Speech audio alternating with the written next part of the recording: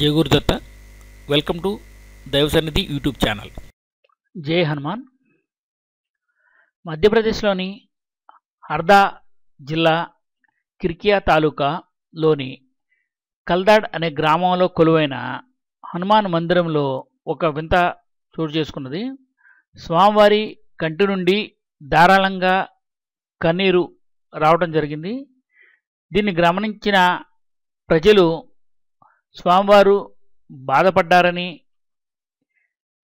ఉపశమనంగా ఇక్కడ ఎన్నో శాంతి పూజలు చేయడం జరిగింది. అయితే ఈ వింతను చూడడానికి మధ్యప్రదేశ్లోని ఎన్నో ప్రాంతాల నుంచి భక్తులు ఈ ఆలయాన్ని దర్శించారు.